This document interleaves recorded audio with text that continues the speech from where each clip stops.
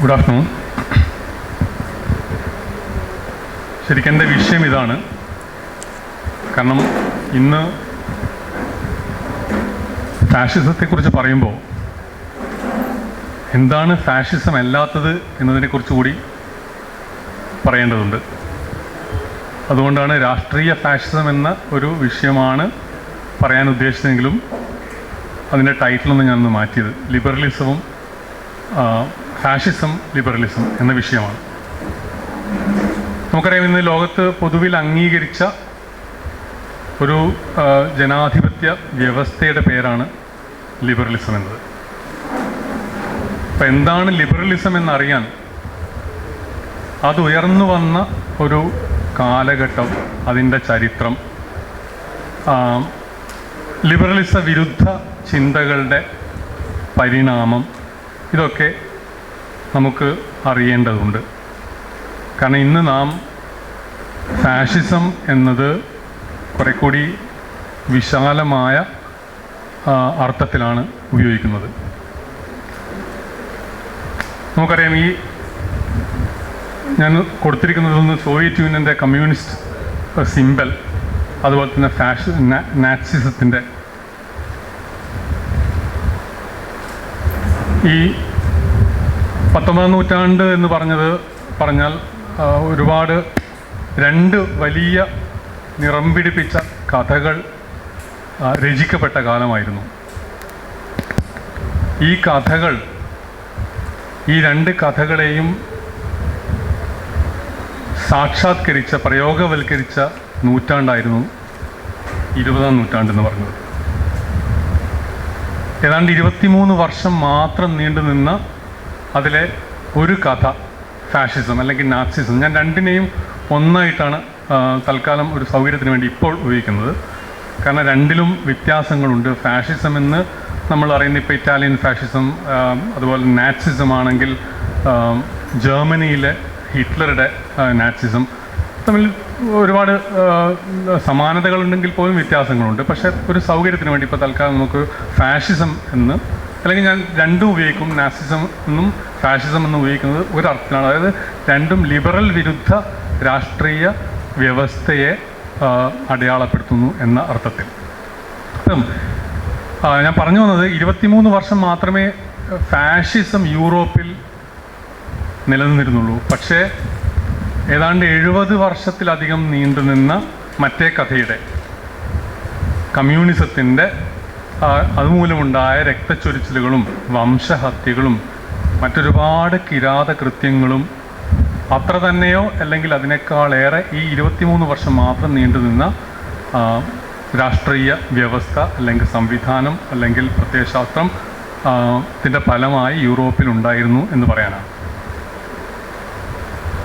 നമ്മുടെ മനുഷ്യ മനസ്സാക്ഷിയെ ഞെട്ടിപ്പിച്ച അല്ലെങ്കിൽ സമാനതകളില്ലാത്ത ക്രൂരതകളായിരുന്നു ഈ രണ്ട് പ്രത്യയശാസ്ത്രങ്ങളും പ്രയോഗവൽക്കരിക്കപ്പെട്ടതിൻ്റെ ഫലമായിട്ട് യൂറോപ്പിൽ പ്രത്യേകിച്ചിട്ടും ഉണ്ടായത് നമുക്കൊക്കെ അറിയാവുന്ന കാര്യമാണ്. അപ്പോൾ ഈ ഒരു രണ്ട് സമഗ്രാധിപത്യ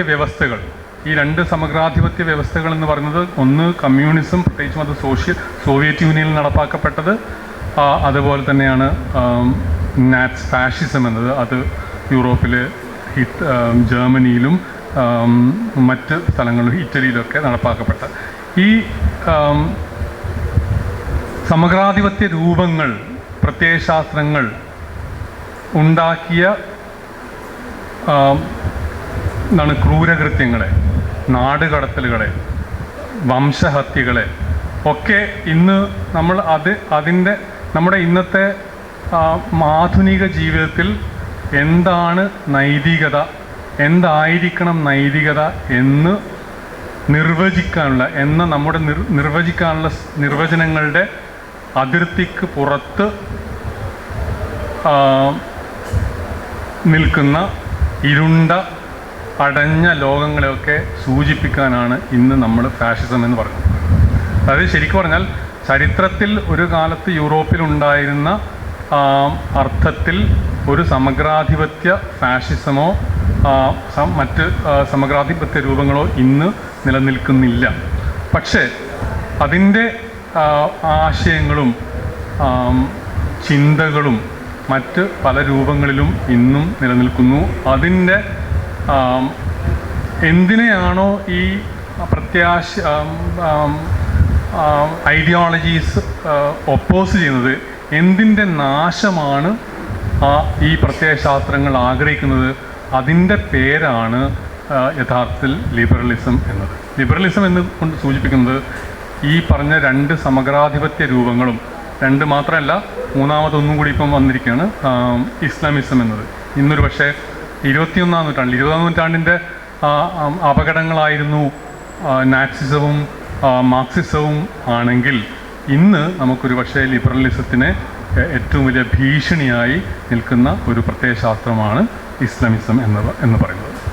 അതിലേക്കൊക്കെ ഞാൻ വരുന്നുണ്ട്. അപ്പം ഞാൻ പറഞ്ഞത്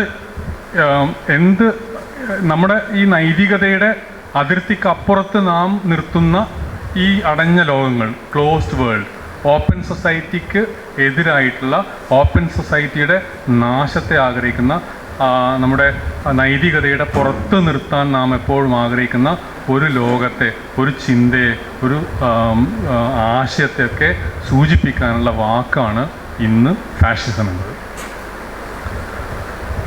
നമുക്കൊക്കെ അറിയാം, രാഷ്ട്രീയവും നൈതികതയും പരസ്പരം വളരെയധികം ബന്ധപ്പെട്ടതാണ്. കാരണം രണ്ടും പ്രകൃതിയാ ഉള്ളതിനെ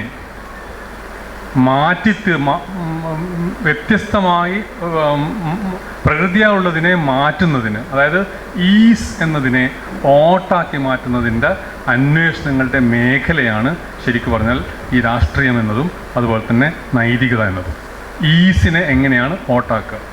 ഞാൻ നേരത്തെ പറഞ്ഞ ഈ 20ാം നൂറ്റാണ്ടിലെ രണ്ട് സമഗ്രാധിപത്യ പ്രത്യയശാസ്ത്രങ്ങളും ആഗ്രഹിച്ചതും അവരുടെ സ്വപ്നവും പുതിയ മനുഷ്യ സൃഷ്ടിയായിരുന്നു, പുതിയ സമൂഹമായിരുന്നു. ഒരു ന്യൂ മാൻ, അല്ലെങ്കിൽ ന്യൂ ഇൻഫ്രാസ്ട്രക്ചർ ഓഫ് മാൻ എന്നാണ് ഹെർബർട്ട് മാർക്യൂസ് ഒക്കെ പറയുന്നത്. ഒരു പുതിയ മനുഷ്യനെ സംബന്ധിച്ച പുതിയൊരു ഇൻഫ്രാസ്ട്രക്ചർ, പുതിയ ഒരു സെൻസിബിലിറ്റി, പുതിയൊരു സംവേദനം ഇതിനെക്കുറിച്ച്, സമൂഹത്തെക്കുറിച്ചും മനുഷ്യനെക്കുറിച്ചും ഉണ്ടാക്കുന്നതാണ്. അപ്പം ഈ രണ്ട് സമഗ്രാധിപത്യ വ്യവസ്ഥകളും പുതിയ മനുഷ്യനെ സൃഷ്ടിച്ചില്ലെന്ന് മാത്രമല്ല, ഒരുപാട് രക്തച്ചൊരിച്ചിലുകൾ അതിന് സമൂഹത്തിന്, ലോകത്ത് നൽകേണ്ടി വന്നു എന്നുള്ളതാണ്. എന്നാൽ 19ാം നൂറ്റാണ്ടിൽ തന്നെ വന്ന ഒരു രാഷ്ട്രീയ സംവിധാനം അല്ലെങ്കിൽ രാഷ്ട്രീയ ചിന്ത, അതിനെയാണ് നമ്മൾ ലിബറലിസം എന്ന് പറയുന്നത്.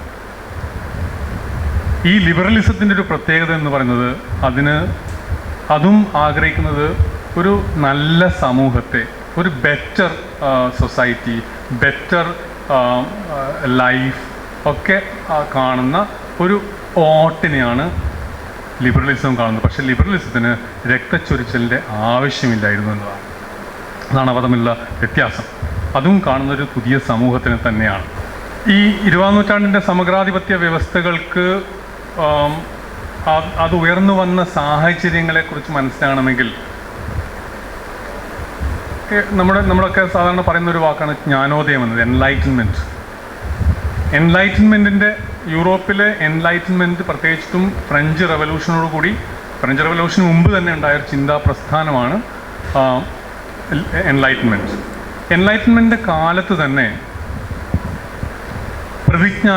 ജ്ഞാനോദയ കാലത്ത് തന്നെ പ്രതിജ്ഞാനോദയവും ഉണ്ടായിരുന്നു, വളരെ ശക്തമായിട്ട് തന്നെ ഉണ്ടായിരുന്നു. ജ്ഞാനോദയത്തിൻ്റെ ഒരു രാഷ്ട്രീയ ഉൽപ്പന്നമാണ് ലിബറലിസം എങ്കിൽ,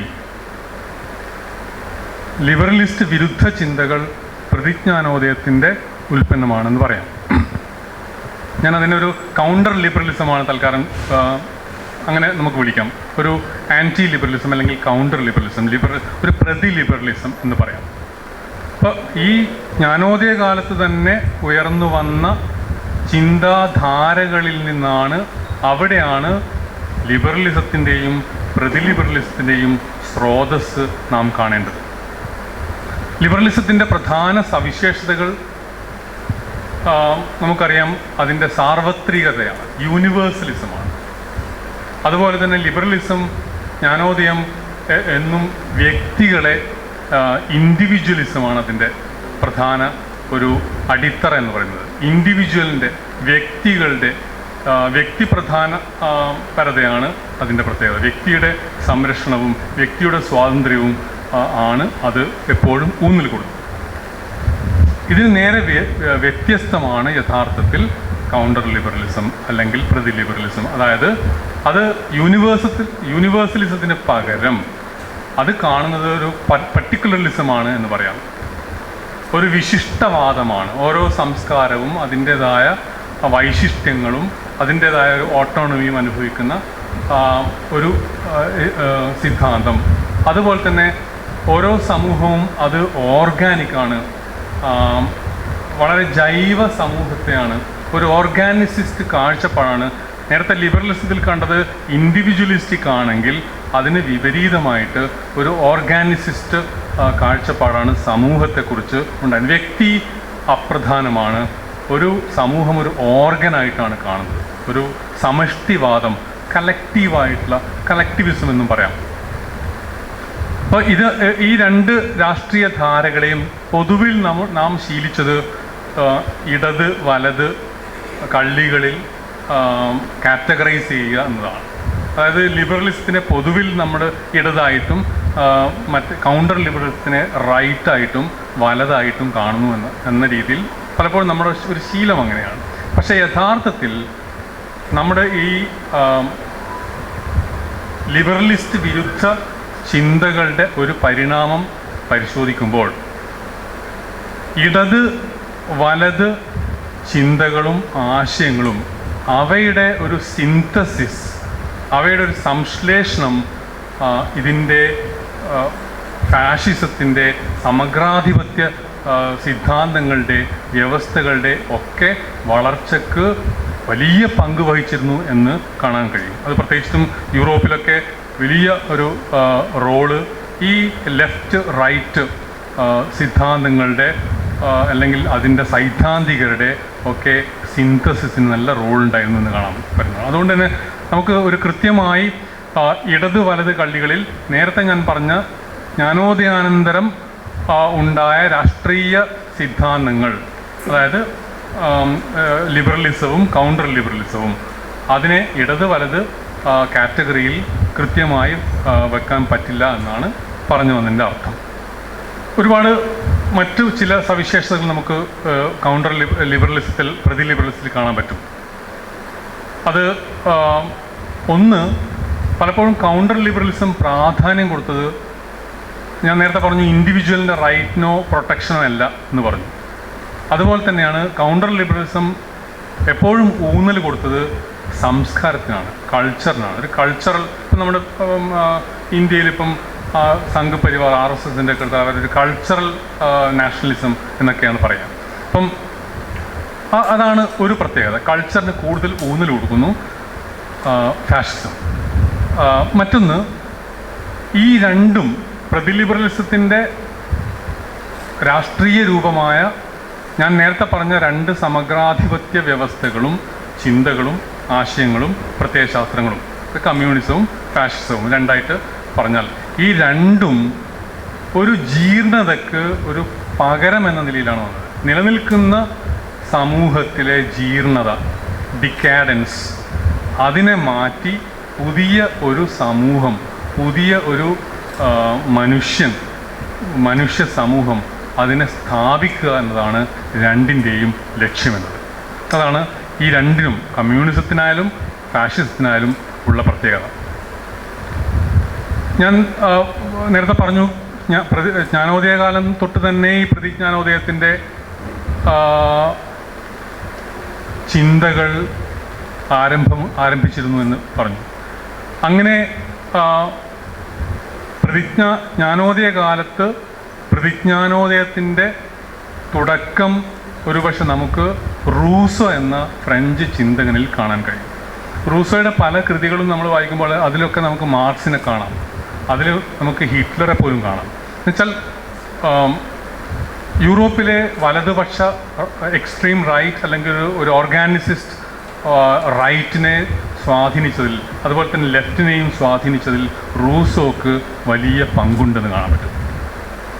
ഈ പ്രതിജ്ഞാനോദയ ചിന്തയുടെ പിതാവാണ് റൂസോ എന്നാണ് സാധാരണ വിശേഷിപ്പിക്കാറുള്ളത്. അപ്പോൾ ലിബറൽ വിരുദ്ധ രാഷ്ട്രീയം വ്യക്തികൾക്കാണ് പ്രാധാന്യം ലിബറലിസം വ്യക്തികൾക്കാണ് പ്രാധാന്യം നൽകിയതെങ്കിൽ ലിബറലിസ്റ്റ് വിരുദ്ധ പ്രത്യയശാസ്ത്രം ചിന്തകൾ വ്യക്തികളെ മായ്ച്ചു കളയുന്ന ഒരു ഓർഗാനിസിസ്റ്റ് സംവിധാനമായിട്ടായിരുന്നു, ഒരു സ്വപ്നമായിരുന്നു കൊണ്ടു നടന്നത്. അത് നമുക്ക് റൂസോയിൽ കാണാൻ പറ്റും. റൂസോയുടെ സ്വാധീനം അതിലൊക്കെ കാണാൻ പറ്റും. അപ്പോൾ ഒരു discourse on the origin of inequality എന്ന അദ്ദേഹത്തിൻ്റെ ആദ്യകാല കൃതിയിൽ റൂസോ ഒരു ആദർശ ജീവിതമായി കാണുന്നത് മനുഷ്യർ യുക്തിയുടെ ആരംഭത്തോടു കൂടിയാണ് ഒരു പാരഡൈസ് ലോസ്റ്റ് നഷ്ടസ്വർഗം എന്നത് യുക്തി ചിന്തയുടെ ആരംഭം തൊട്ടാണ് മനുഷ്യൻ്റെ ഇന്നത്തെ അവസ്ഥയിലുള്ള ഒരു എസ്ട്രേഞ്ച്മെൻറ്റ് പ്രകൃതിയുമായും സമൂഹവുമായും ഒക്കെ നമുക്കൊരു അന്യവൽക്കരണം നടക്കുന്നത് ഈ യുക്തിയോടുകൂടിയാണ് എന്നാണ് റൂസോ അതിൽ പറയുന്നത്. ദ സോഷ്യൽ കോൺട്രാക്ട് എന്ന അദ്ദേഹത്തിൻ്റെ വളരെ പ്രസിദ്ധമായ പുസ്തകത്തിൽ അദ്ദേഹം പറഞ്ഞത്, അദ്ദേഹം സ്വപ്നം കാണുന്നത് ഒരു കലക്റ്റീവ് സമൂഹത്തെയാണ്, ഒരു ഓർഗാനിസിസ്റ്റ് ആയിട്ടുള്ളൊരു സമൂഹത്തെയാണ്. നമുക്ക് ഹിറ്റ്ലറുടെ മെയിൻ ക്യാമ്പ് വായിച്ചാലും ഒക്കെ അങ്ങനെ ഒരു സമൂഹത്തിൻ്റെ സ്വപ്നം കാണാൻ പറ്റും. അതിൽ പറഞ്ഞൊരു സോഷ്യൽ കോൺട്രാക്റ്റിലൊരു ഉദ്ധരണിയാണ് ഞാൻ ഇതിൽ കൊടുത്തത്. The individual particularity of each contracting party is surrendered to a new moral and collective body which has its own self, life, body and will എന്നാണ്. സമൂഹം എന്ന ഒരു ജൈവ സമൂഹത്തിന് വ്യക്തി അടിയറ പറയുന്ന ഒരു കളക്റ്റീവായിട്ടുള്ള സൊസൈറ്റിയാണ് അദ്ദേഹം കാണുന്നത്.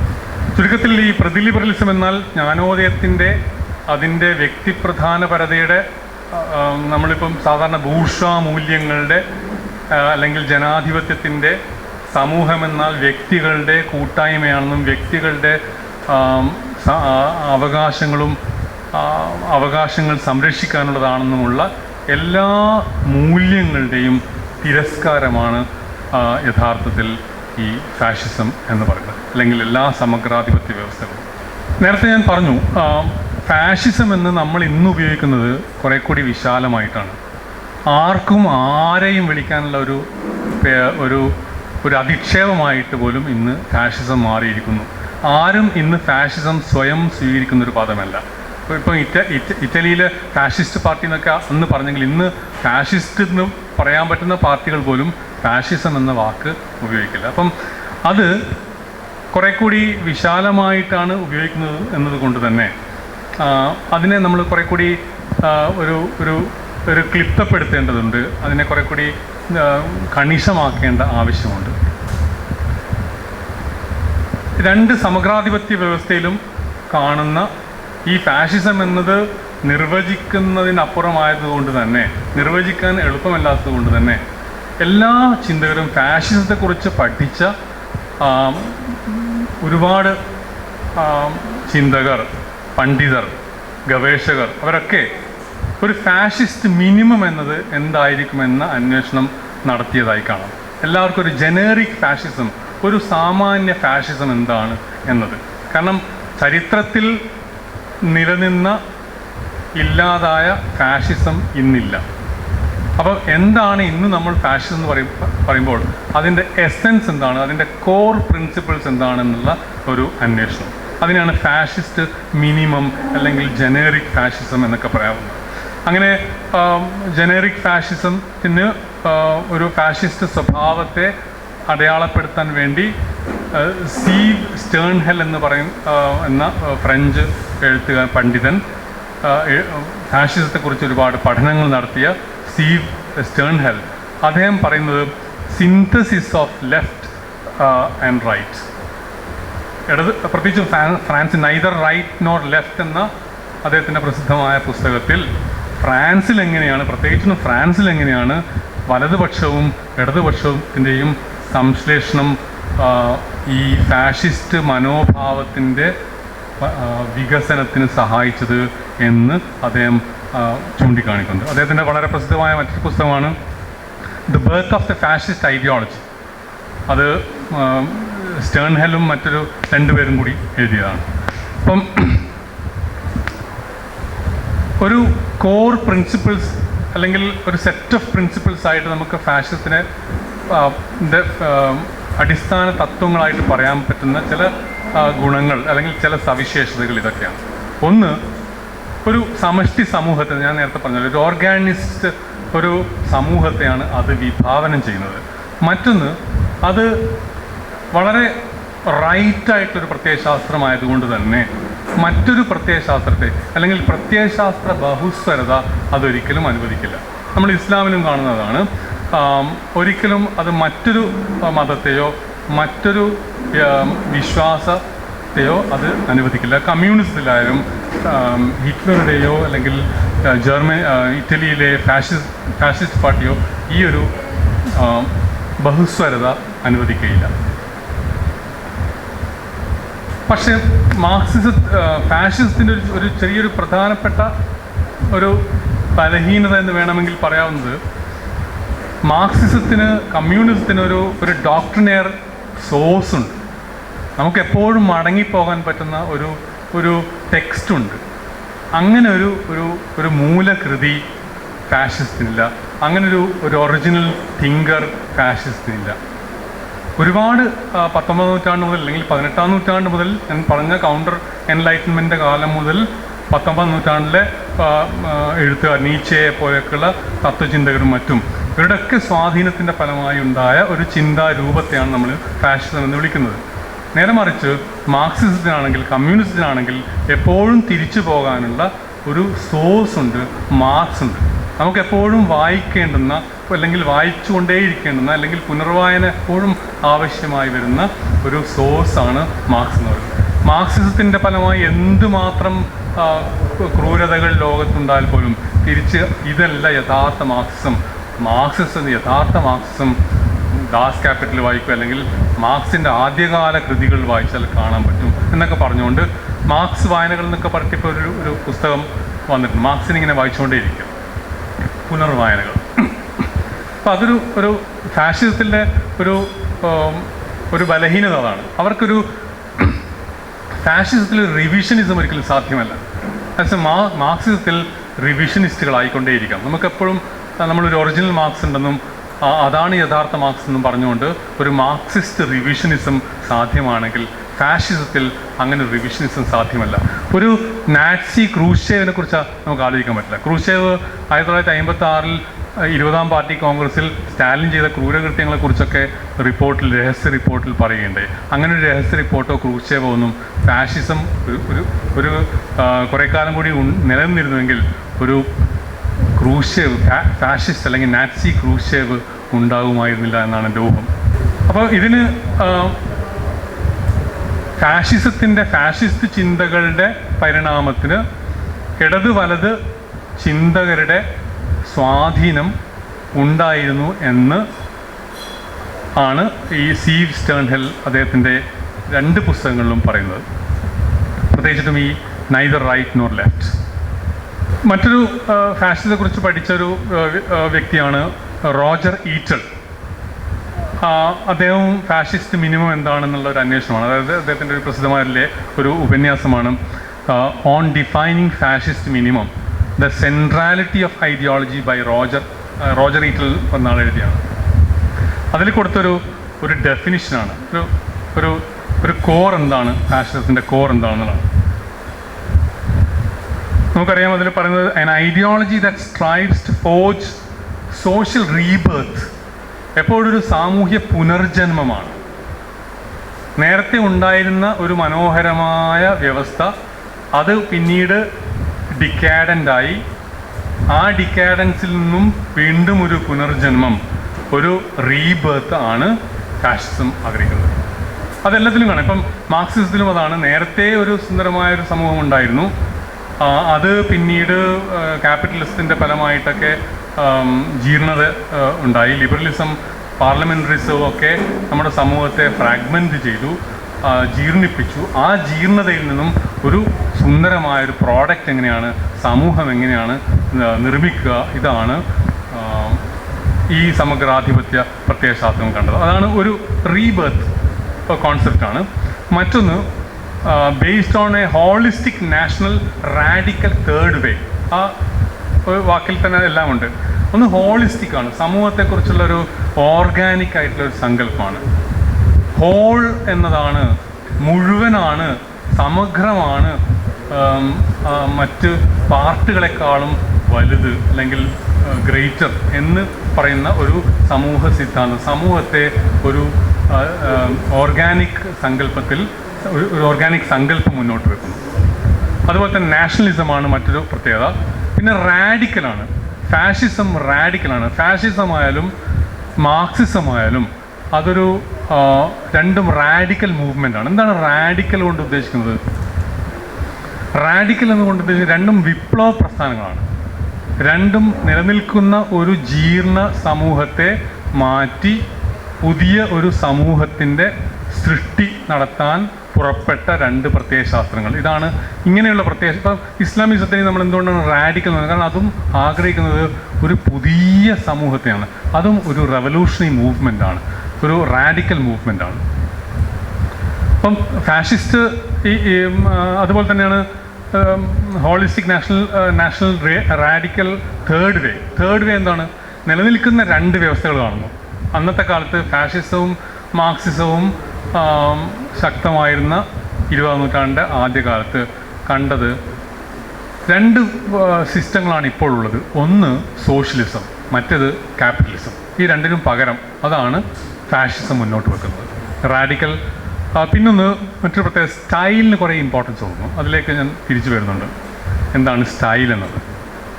Especially action and the charismatic leader. ഒരു കരിസ്മാറ്റിക് ലീഡർ ഉണ്ടാവും. ഹിറ്റ്ലറെ പോലെ ഒരു വലിയ ഒരു ലീഡർ, ഒരു ഹീറോ ആയിട്ടുള്ള ലീഡർ. അത് മാർക്സിസത്തിൽ അതത്ര പ്രസക്തമല്ല എന്നാണ് എനിക്ക് തോന്നുന്നത്. കാരണം മാർക്സിസത്തിൽ ഇപ്പോൾ സ്റ്റാലിനൊക്കെ ഒരു കരിസ്മാറ്റിക് സ്വഭാവമുള്ള ലീഡർ ആയിരുന്നുവെങ്കിലും മാർക്സിസത്തിന് ലീഡറിനേക്കാളും പ്രാധാന്യം പാർട്ടിയാണ്. പാർട്ടി തന്നെയാണ് കരിസ്മാറ്റിക്. രണ്ടും ഒരു ഡീമണൈസേഷൻ ഓഫ് എനിമീസാണ്. ശത്രുക്കളെ കാണുന്നു. രണ്ടും തകർക്കേണ്ട, പരാജയപ്പെടുത്തേണ്ട, എലിമിനേറ്റ് ചെയ്യേണ്ട ശത്രുക്കളെയാണ്. മനീച്ചിയൻ ഡീമണൈസേഷൻ ഓഫ് എനിമീസ്. മനീച്ചിയൻ എന്ന് വെച്ചാൽ പഴയൊരു മതമാണ്. എല്ലാറ്റിനെയും ശരി തെറ്റ്, ഈവിൾ ആൻഡ് ഗുഡ് എന്ന രീതിയിൽ കണ്ടിരുന്ന ഒരു റിലീജൻ, മനീച്ചിയൻ റിലീജൻ. ആ രീതിയിലായിരുന്നു. ഇന്നും നമുക്കറിയാം പലപ്പോഴും പാർട്ടി പ്രവർത്തകരൊക്കെ, മാർക്സിസ്റ്റ് പാർട്ടിയുടെ ആൾക്കാരൊക്കെ അവരിപ്പോൾ ശത്രുക്കൾ, പാർട്ടി ശത്രുക്കൾ എന്നാണ് പറയാം. ആ വാക്കാണ് ജനാധിപത്യത്തിൽ ഒരു ഒട്ടും പ്രസക്തിയില്ലാത്ത ഒരു വാക്കാണ് ഈ ശത്രുക്കൾ എന്ന വാക്ക്. അപ്പം ഇതാണ് ഒരു ഫാഷിസ്റ്റ് മിനിമത്തെക്കുറിച്ചുള്ളൊരു നിർവചനം. ഞാൻ നേരത്തെ പറഞ്ഞു തന്നെയാണ് ഫാഷിസ്റ്റ് മിനിമത്തിൻ്റെ ചില സവിശേഷതകൾ. ഒന്ന് പാലിൻജെനസിസ്. പാലിൻജെനസിസ് റീബർത്ത്, സമൂഹത്തിൻ്റെ പുനർജന്മം. Palingenesis, radicalism, nationalism, holism, the third way. Bertrand Russell അദ്ദേഹത്തിൻ്റെ ഇൻ പ്രൈസ് ഓഫ് ഐഡൽനെസ് എന്ന പുസ്തകത്തിലൊരു എസ്സേയിൽ അദ്ദേഹത്തിൻ്റെതായൊരു നിർവചനം, ഒരു ജീനിയാലജി ഓഫ് ഫാഷിസം എന്ന് പറയുന്നുണ്ട്. അതായത് ഫാഷിസ്റ്റ് ചിന്തയുടെ ഒരു വംശ പരമ്പര.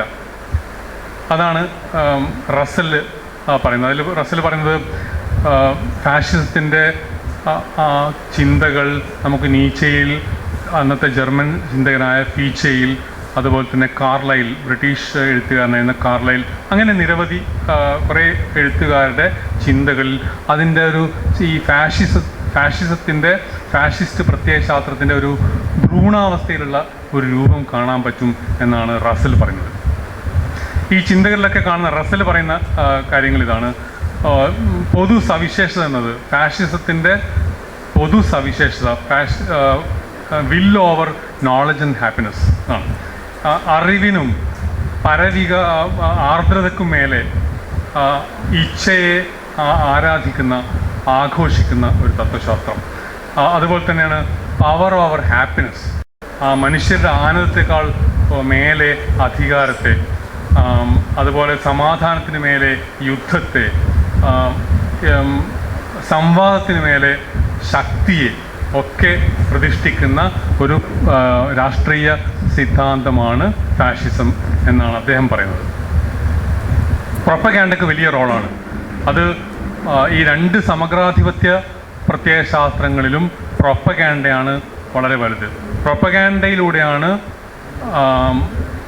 അവർ ഈ പാർട്ടി തത്വശാസ്ത്രത്തെ എസ്റ്റാബ്ലിഷ് ചെയ്യുന്നത്.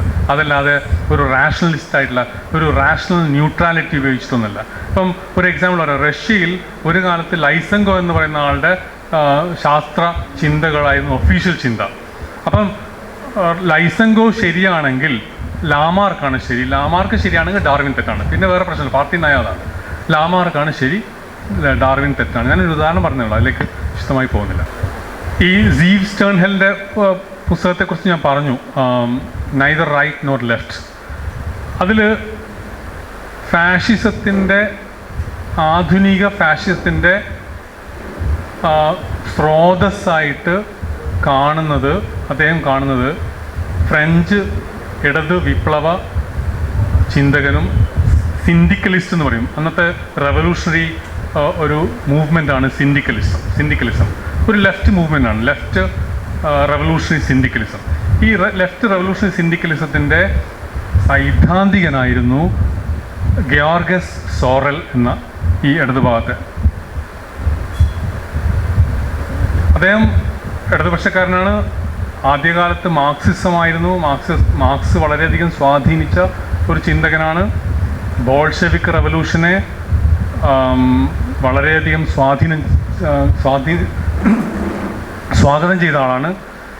മാർക്സിന് ശേഷം സോഷ്യലിസത്തിൻ്റെ ഏറ്റവും വലിയ സൈദ്ധാന്തികനാണ് ലെനിൻ എന്ന് പറഞ്ഞ ആളാണ് ഈ സോറൽ.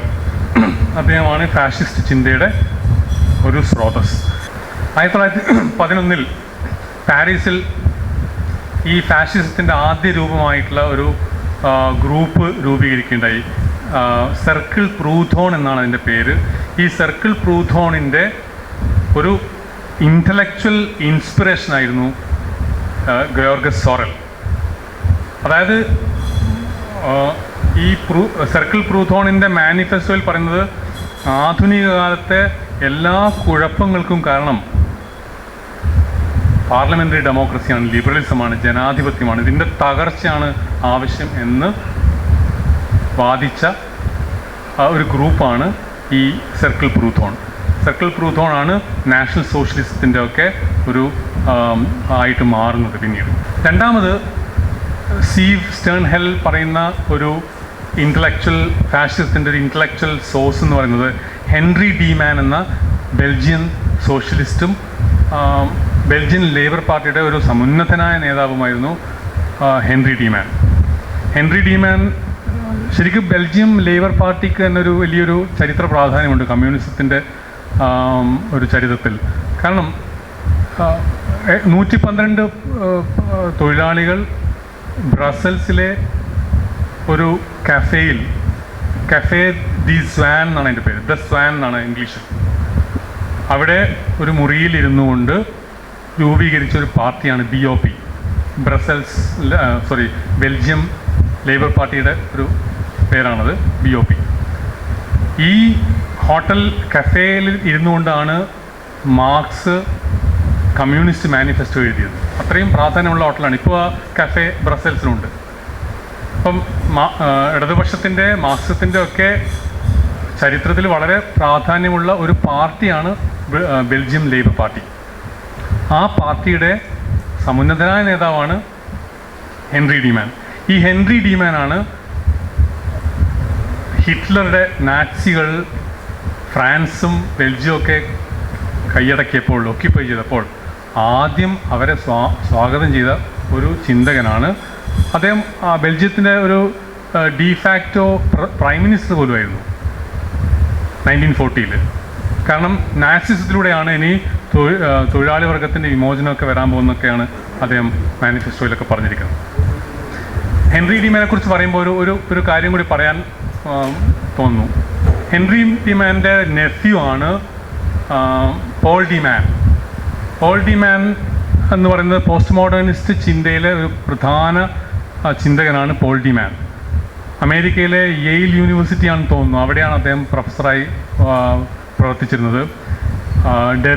ജാക്ക് ഡെറീഡയുടെ ഡീകൺസ്ട്രക്ഷൻ സിദ്ധാന്തത്തെ അമേരിക്കയിൽ ഏറ്റവും കൂടുതൽ പോപ്പുലറൈസ് ചെയ്ത ഹെൻറി ഡിമാൻ 1985 മരിച്ചപ്പോൾ അവിടെ അമേരിക്കൻ പത്രത്തിൽ പോൾ ഡിമാൻ, ഞാൻ ഹെൻറി ഡിമാനെ കുറിച്ചല്ല പറയുന്നത്, ഹെൻറി ഡിമാൻ്റെ നെഫ്യൂ ആണ്. പോൾ ഡിമാൻ മരിച്ചപ്പോൾ 85 ആണെന്ന് തോന്നുന്നു. മരിച്ചപ്പോൾ അമേരിക്കയിലെ പത്രങ്ങൾ ഇദ്ദേഹം ബെൽജിയത്തിലെ കൊലാബറേഷനിസ്റ്റ് പത്രങ്ങൾക്ക് നാസികളെ പുകഴ്ത്തിക്കൊണ്ടെഴുതിയ ലേഖനങ്ങളൊക്കെ എഴുതിയ വിവരങ്ങൾ പുറത്തു കൊണ്ടുവരികയുണ്ടായി. ഒരുപാട് ഡെറിഡയെ പോലുള്ള പോസ്റ്റ് മോഡേണിസ്റ്റുകളെ വല്ലാതെ വിഷമിപ്പിച്ചൊരു ഡിസ്ക്ലോഷറായിരുന്നു അത്. കാരണം പോസ്റ്റ് മോഡേണിസ്റ്റിൻ്റെ അമേരിക്കൻ ഒരു അഡ്വക്കേറ്റ് അല്ലെങ്കിൽ ഒരു പ്രപ്പോണൻ്റ് ആയിരുന്നു പോൾ ഡിമാൻ. ഞാൻ പറഞ്ഞത് സാന്ദർഭികമായി പറഞ്ഞതേ ഉള്ളൂ. അദ്ദേഹത്തിൻ്റെ അങ്കിളാണ് ഈ ഹെൻറി ഡിമാൻ. ഒരർത്ഥത്തിൽ പോസ്റ്റ് മോഡേണിസമൊക്കെ ഈ പറഞ്ഞ ഒരു വലതുപക്ഷത്തിൻ്റെ ഇടതുപക്ഷത്തിൻ്റെ ഒക്കെ സംശ്ലേഷണം, സിന്തസിസൊക്കെ നടക്കുന്ന ഒരു മേഖലയാണെന്ന് നമുക്ക് സൂക്ഷ്മമായി അതിൻ്റെ ചിന്തകരൊക്കെ പഠിച്ചാൽ മനസ്സിലാവുന്നതാണ്. അപ്പോൾ ഈ ലിബറലിസം എന്ന് പറയുന്നത് ജനാധിപത്യത്തിൻ്റെ അടിസ്ഥാന തത്വങ്ങൾ അംഗീകരിക്കുന്ന രാഷ്ട്രീയപരമായി യാഥാസ്ഥിതരായിരിക്കാം, അല്ലെങ്കിൽ പുരോഗമനവാദികളായിരിക്കാം. അവർ അംഗീകരിക്കുന്ന ഒരു രാഷ്ട്രീയ വ്യവസ്ഥയാണ് ലിബറലിസം. എന്നാൽ അതിന് വിരുദ്ധരായിട്ട് നിൽക്കുന്നവരാവട്ടെ വിപ്ലവകാരികളും റാഡിക്കൽ അതായത് ഇന്നത്തെ വ്യവസ്ഥിതി മാറണം എന്ന് ആഗ്രഹിക്കുന്നവരാണ്. ഇതാണ് ഞാൻ നേരത്തെ പറഞ്ഞ കഫേ ഡി സാൻ്റെ ചിത്രമാണ് ബ്രസൽസിലെ.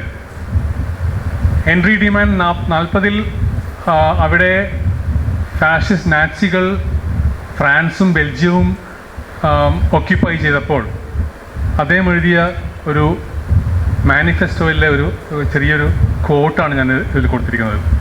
സോഷ്യൽ ജസ്റ്റിസ്, ഫാഷിസ്റ്റുകളെ വെൽക്കം ചെയ്തുകൊണ്ട് പറയാണ്, social justice did not arise from a regime claiming to be a democratic, but that in reality was dominated by the power of money and the professional politicians.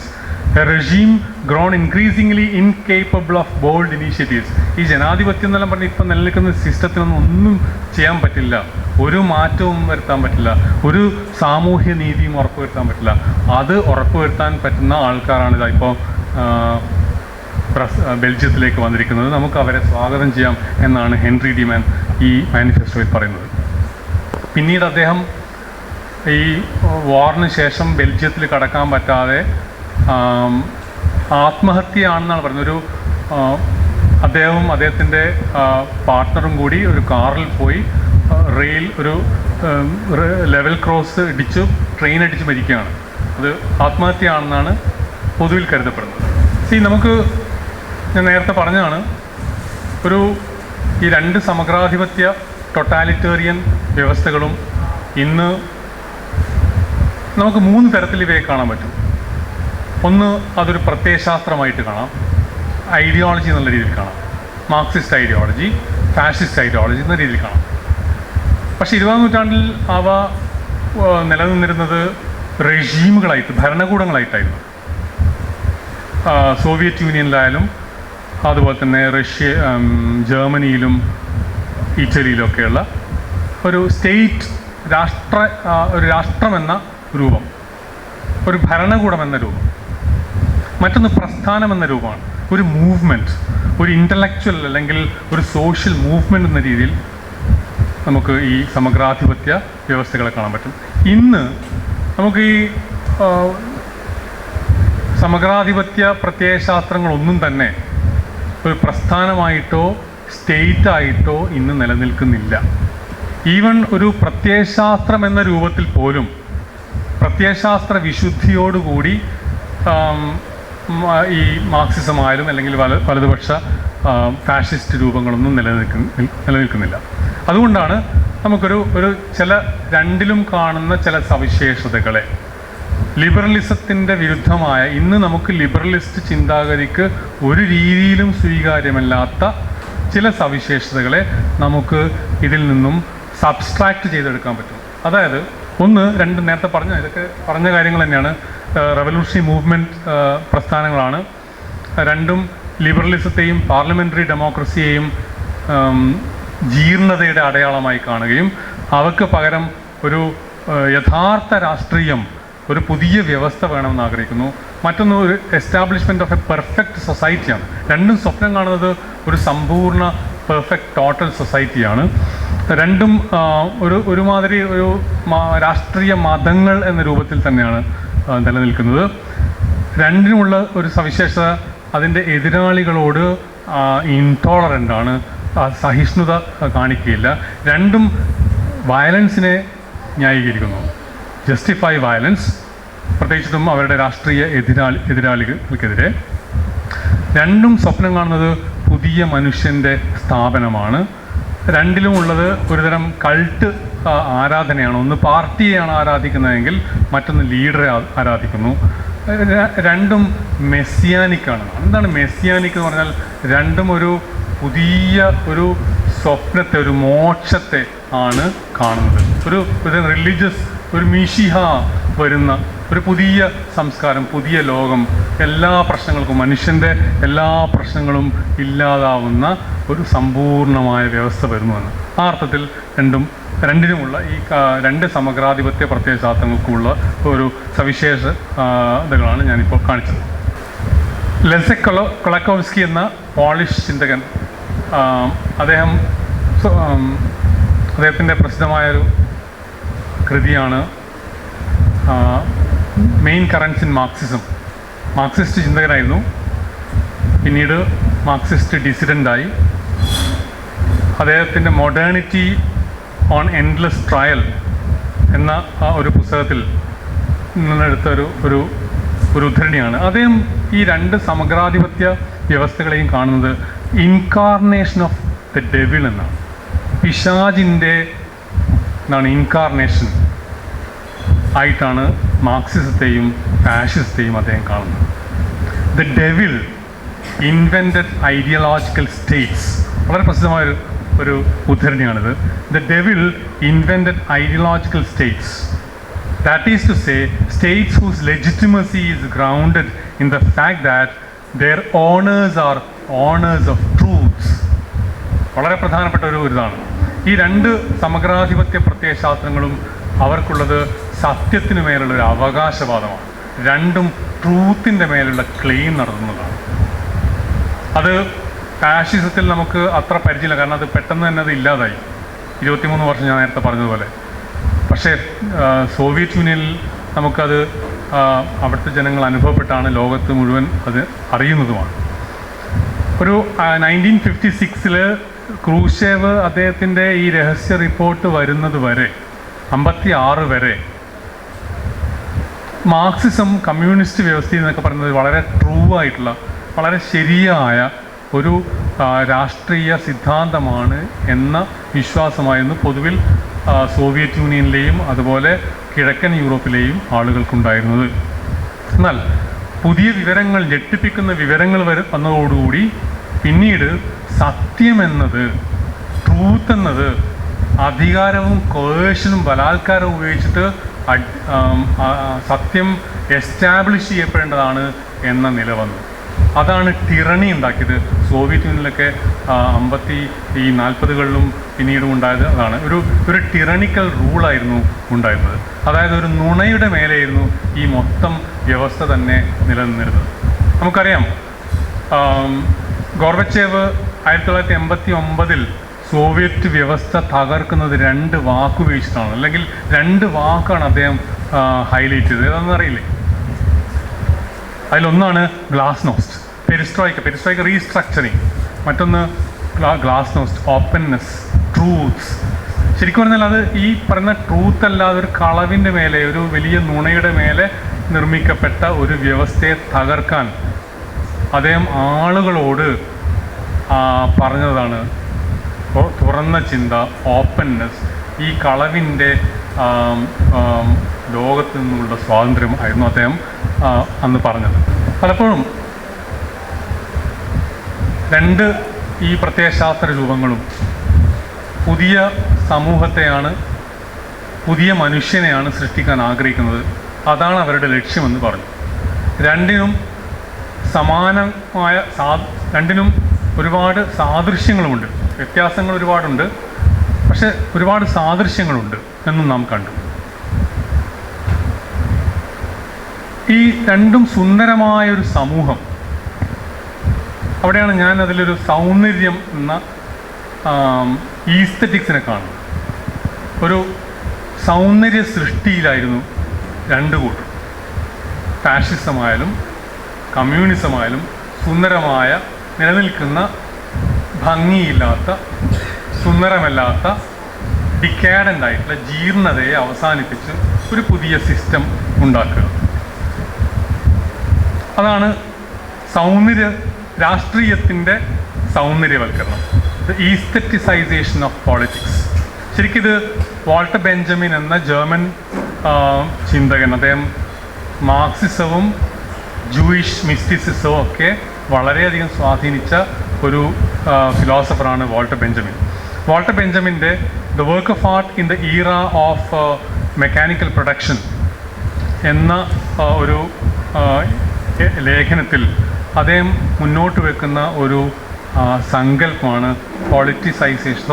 ഈസ്തറ്റിസൈസേഷൻ of politics.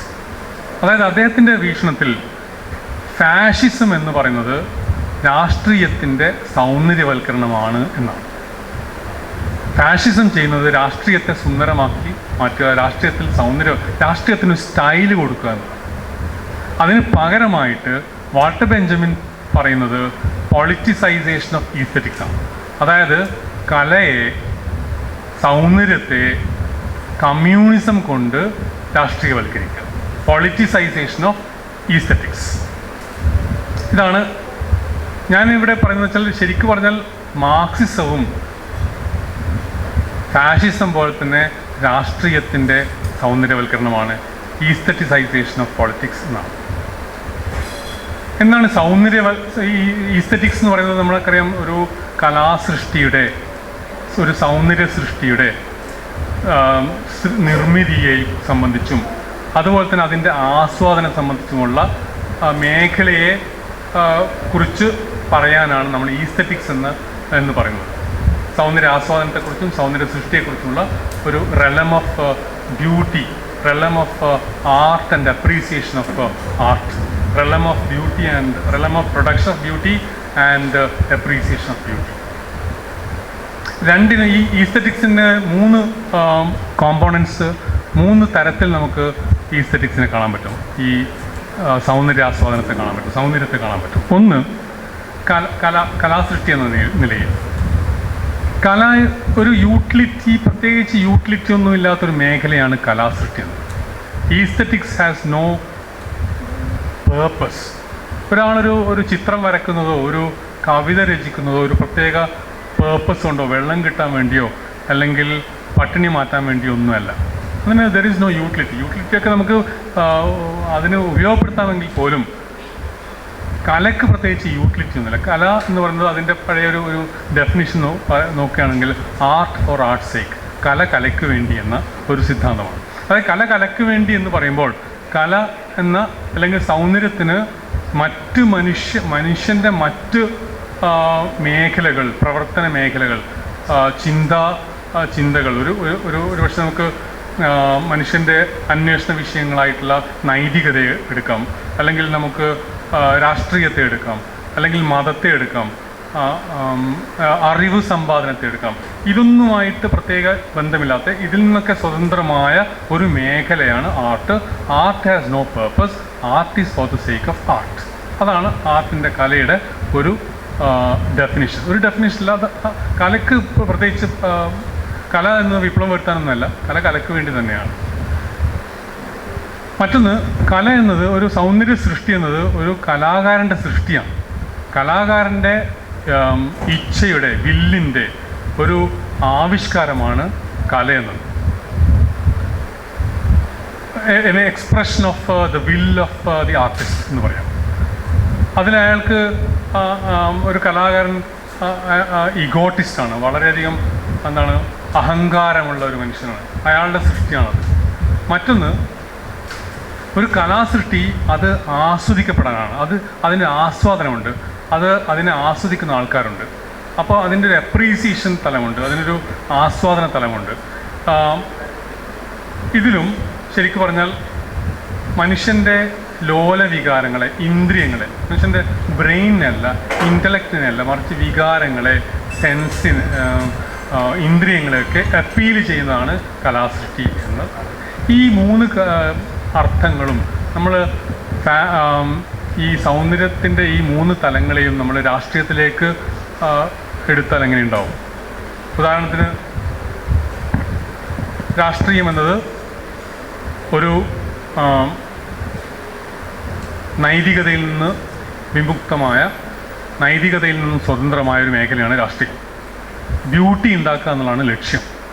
അതിനൊരുപാട് ദശലക്ഷക്കണക്കിന് ആൾക്കാരെ, ജൂതന്മാരെ കൊന്നാലൊന്നും പ്രശ്നമില്ല. There is beauty. നൈതികത വലിയ issue ആകുന്നില്ല. ലിബറലിസത്തിൽ നൈതികതയ്ക്ക് വളരെ പ്രാധാന്യമുണ്ടെങ്കിൽ ഫാഷിസത്തിൽ അത് അത്ര പ്രാധാന്യമില്ല. കാരണം ഒരു സൗന്ദര്യ സൃഷ്ടിക്ക് വേണ്ടിയിട്ടാണ് നമ്മൾ ഒരുപാട് ആൾക്കാരെ കൊല്ലുന്നത്. അപ്പം ethics is not a main concern in fascism. കലാകാരൻ്റെ സൃഷ്ടിയാണ് എന്ന രീതിയിൽ എടുത്തു കഴിഞ്ഞാൽ ഭരണാധികാരി, റൂളറുടെ ഒരു വില്ലിൻ്റെ, റൂളറുടെ ഒരു ഇച്ഛയുടെ ആവിഷ്കാരമായിട്ട് മാറുന്നു. റൂളർ എന്ന് പറയുന്നത് ഒരു ഇഗോട്ടിസ്റ്റാണ്. അയാളെ യാതൊരു രീതിയിലുള്ള മറ്റ് നിയമങ്ങളോ മറ്റും കൊണ്ട് അളക്കാൻ പറ്റില്ല, നിയന്ത്രിക്കാൻ പറ്റില്ല. രാഷ്ട്രീയം എന്നത് ഒരു സൗന്ദര്യ സൃഷ്ടിയായി മാറുന്നു, ആസ്വദിക്കാനുള്ള, നമ്മുടെ ഇന്ദ്രിയങ്ങളെ അപ്പീൽ ചെയ്യുന്ന ഒരു സൃഷ്ടിയായി മാറുന്നു. അതാണ് പലപ്പോഴും നമ്മൾ ഇത്തരം സമഗ്രാധിപത്യ പ്രത്യയശാസ്ത്രങ്ങളുടെ രാഷ്ട്രീയ രൂപങ്ങളിലൊക്കെ വലിയ വലിയ പരേഡുകൾ, നാറ്റ്സി പരേഡുകളൊക്കെ നമുക്ക് ചിത്രങ്ങളിലൊക്കെ കാണാൻ പറ്റുന്നത്. ഇത് ഞാൻ കൊടുത്തതാണ്, വലിയ സുന്ദരമായ പരേഡുകൾ. മുസോളിനിയുടെ ഒരു ഉദ്ധരണിയാണ് കൊടുത്തത്. മുസോളിനിയും കാണുന്നത് ഇങ്ങനെയാണ്: രാഷ്ട്രീയൻ ഒരു നേതാവ് എന്ന് പറയുന്ന ലീഡർ ഒരു ശില്പിയെ പോലെയാണ്. When the masses are like wax in my hands. ഒരു കലാകാരൻ വാക്സിനെ എങ്ങനെയാണ് ഉപയോഗിച്ചിട്ട് ഷെയ്പ്പ് ചെയ്യുന്നത്, ഷെയ്പ്പില്ലായ്മയിൽ നിന്നും ഒരു ഷെയ്പ്പ് ഉണ്ടാക്കുന്നത്, അതാണ് ഒരു റൂളറും ചെയ്യുന്നത്. റസലിനെ ഞാൻ നേരത്തെ പറഞ്ഞ പുസ്തകത്തിലെ ഒരു ഉദ്ധരണിയാണ്. റസലും ഫാഷിസ്റ്റ് പറയുന്നത് ഒരു ഗാർഡനർക്ക്, ഒരു തോട്ടക്കാരന് ഷിയേഴ്സ്, കത്രിക ഉപയോഗിച്ചുകൊണ്ട് ഒരു കുറ്റിച്ചെടിയെ ഈ രൂപത്തിലാക്കാൻ പറ്റും. ഒരു ഏകാധിപതിക്ക് അല്ലെങ്കിൽ ഒരു ഫാഷിസ്റ്റിന് മനുഷ്യ സമൂഹത്തെയും അയാളുടെ ഇഷ്ടത്തിനനുസരിച്ചിട്ട് ഒരു ബ്ലൂ പ്രിൻ്റ് അനുസരിച്ചിട്ട് ഒരു മോഡലിന് അനുസൃതമായി ഇങ്ങനെ രൂപപ്പെടുത്താൻ പറ്റും. വേറൊരു രീതിയിൽ രണ്ടിലും ഹിംസ നടക്കുന്നു. പക്ഷേ ഇതിൽ ഉള്ള ഹിംസയുടെ ഒരു പ്രത്യേകത, ഇതിൽ ഈ കുറ്റിച്ചെടി നിർവികാരമാണ്, ഇൻഡിഫറൻ്റാണ്. ഈ കുറ്റിച്ചെടിക്ക് മറ്റൊരു കുറ്റിച്ചെടിയോട് തൻ്റെ വേദനകളും ഹിംസയെക്കുറിച്ചൊന്നും പറയാൻ കഴിയില്ല. പക്ഷെ മനുഷ്യനതല്ല. മനുഷ്യനെന്നും അത് ആക്റ്റീവാണ്, പാസീവല്ല. മാത്രമല്ല, മനുഷ്യനെന്നും അവനേക്കാൾ ദുർബലനായ മനുഷ്യരെ കാണും. ഇതുപോലുള്ള ക്രൂരകൃത്യങ്ങൾ തിരിച്ച് അങ്ങോട്ട് ഉപയോഗിക്കുകയും ചെയ്യും. അപ്പം ഈ പാഠങ്ങളിങ്ങനെ കൈമാറിക്കൊണ്ടേയിരിക്കാൻ കഴിയുന്നു എന്നതാണ് റസൽ അവിടെ പറയുന്നത്. അപ്പം മുൻ നിശ്ചയിച്ച പ്രകാരമുള്ള ഒരു ബ്ലൂ പ്രിൻ്റ് അനുസരിച്ചിട്ട് വാർത്തെടുക്കാൻ ശ്രമിക്കുന്ന പ്രത്യയശാസ്ത്രങ്ങളാണ് ഞാൻ ഈ പറഞ്ഞ രണ്ട്, ഫാഷിസമായാലും കമ്മ്യൂണിസമായാലും. ഈ വാർത്തെടുക്കലിൽ പലപ്പോഴും ഫിറ്റാവാത്ത കുറേ ആൾക്കാരുണ്ടാവും. പലപ്പോഴും ഈ മാതൃകക്ക് അകത്ത് വാർക്കലിന് വിധേയമാക്കാൻ പറ്റാത്ത ആളുകൾ, പുറത്തു നിൽക്കേണ്ടവർ ഉണ്ടാവും. അവരെ എന്തു ചെയ്യും? അവരെ ഉന്മൂലനം ചെയ്യും. അവരൊന്നുകിൽ ഉന്മൂലനം ചെയ്യുന്നു, അല്ലെങ്കിൽ കോൺസെൻട്രേഷൻ ക്യാമ്പിലേക്ക് അയക്കുന്നു, അല്ലെങ്കിൽ ലേബർ ക്യാമ്പുകളിലേക്ക് അയക്കുന്നു. അതാണ്.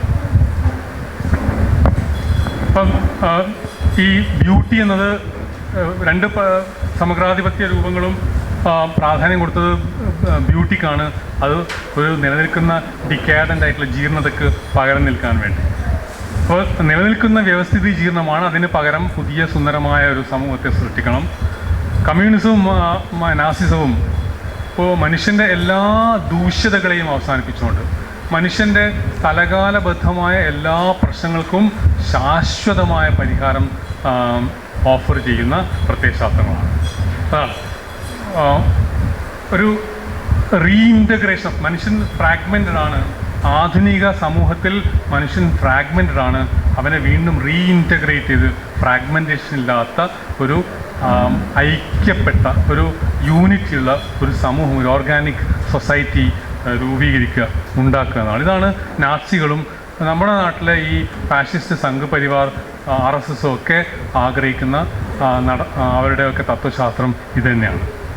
എന്നാൽ ലിബറലിസത്തിൻ്റെ പ്രത്യേകത മറ്റ് രണ്ട് സമഗ്രാധിപത്യ പ്രത്യയശാസ്ത്രങ്ങളും ഒരു സ്വപ്നം കാണുന്ന ഒരു സമൂഹത്തെ, ഒരു യൂട്ടോപ്പിയയെ സ്വപ്നം കാണുന്നുവെങ്കിൽ liberalism envisages no utopia. Liberalism is politics without aesthetics എന്നാണ്. ഒരു സൗന്ദര്യവൽക്കരിക്കപ്പെട്ട രാഷ്ട്രീയം സ്വപ്നം കാണാത്ത ഒരു രാഷ്ട്രീയ സിദ്ധാന്തമാണ്, അല്ലെങ്കിൽ ഒരു പൊളിറ്റിക്കൽ പ്രിൻസിപ്പിളിനെ നമുക്ക് വിളിക്കാവുന്ന പേരാണ് ലിബറലിസം. ഇസ്ലാമിസവും ഇത് തന്നെയാണ് സ്വപ്നം കാണുന്നത്. മതഫാസിസത്തെക്കുറിച്ച് പറയുമ്പം അത് ചൂണ്ടിക്കാണിക്കുമെന്ന് പ്രതീക്ഷിക്കുന്നു. ഇസ്ലാമിസവും കാണുന്നത് ഒരു സ്വർഗം തന്നെയാണ്, പക്ഷെ അത് ആഫ്റ്റർ ഡെത്താണ്. ആഫ്റ്റർ ഡെത്തിന് വേണ്ടി അന്ന് കിട്ടേണ്ടുന്ന സ്വർഗത്തിന് വേണ്ടി ഇന്ന് തന്നെ മനുഷ്യരെ പ്രിപ്പയർ ചെയ്യിക്കുക. അതാണ് 1400 കൊല്ലം മുമ്പ് നിലനിന്ന ഒരു വളരെ ഐഡിയലായിട്ടൊരു സൊസൈറ്റിയെ റീക്രിയേറ്റ് ചെയ്ത് ചെയ്യുക എന്നതാണ് ഇസ്ലാമിസത്തിൻ്റെ ഡ്രീമെന്ന്. ലിബറലിസം എന്നത് നമ്മൾ ഫാഷിസത്തിലും കമ്മ്യൂണിസത്തിലും കണ്ട ഈ എല്ലാ പ്രശ്നങ്ങൾക്കും പരിഹാരം ഓഫർ ചെയ്യുന്ന ഒരു സ്വപ്നതുല്യമായ പ്രത്യയശാസ്ത്രമല്ല, മറിച്ച് വളരെ ഡള്ളായിട്ടുള്ള ലിബറലിസം എന്നത് വളരെ ശോഭയില്ലാത്ത, വളരെ റുട്ടീനായിട്ടുള്ള ഒരു പൊളിറ്റിക്സാണ് ലിബറലിസത്തിൻ്റെ. അതുകൊണ്ട് തന്നെ പലപ്പോഴും ഒരു വലിയ ജനതയെയൊന്നും ആകർഷിക്കാൻ ലിബറലിസത്തിന് കഴിഞ്ഞെന്ന് വരില്ല. It is a politics without aesthetics. Bertrand Russell അദ്ദേഹത്തിൻ്റെ ജീനിയോളജി ഓഫ് ഫാഷിസത്തിൻ്റെ പ്രധാന ചിന്ത ബൗദ്ധിക സ്രോതസ്സായി കാണുന്നത് നീച്ചയാണ്. നീച്ചയുടെ ദ ബർത്ത് ഓഫ് ട്രാജഡിയിൽ എന്ന പുസ്തകത്തിൽ അദ്ദേഹം 2 ഗ്രീക്ക് ദേവതകളെയാണ്. ഒന്ന് എപ്പോളോ ആണ്, മറ്റൊന്ന് ഡയോണൈസസ്. നീച്ച പറയുന്നത് ഗ്രീക്ക് ദുരന്ത നാടകങ്ങൾ, പഴയ സൊഫോക്ലിസിൻ്റെയും ഈസ്കിലസിൻ്റെയും ഒക്കെ പഴയകാല ഗ്രീക്ക് ദുരന്ത നാടകങ്ങളിലൊക്കെ ഈ 2 സ്പിരിറ്റിൻ്റെയും എപ്പോളോണിയൻ സ്പിരിറ്റും ഡയോണൈസിയൻ സ്പിരിറ്റും കൂടിച്ചേർന്നിരുന്നു. അതാണ് അതിൻ്റെ ഭംഗിയും. എന്നാണ് ഈ എപ്പോളോ എന്ന് പറയുന്നത്? Apollo is A God of reason.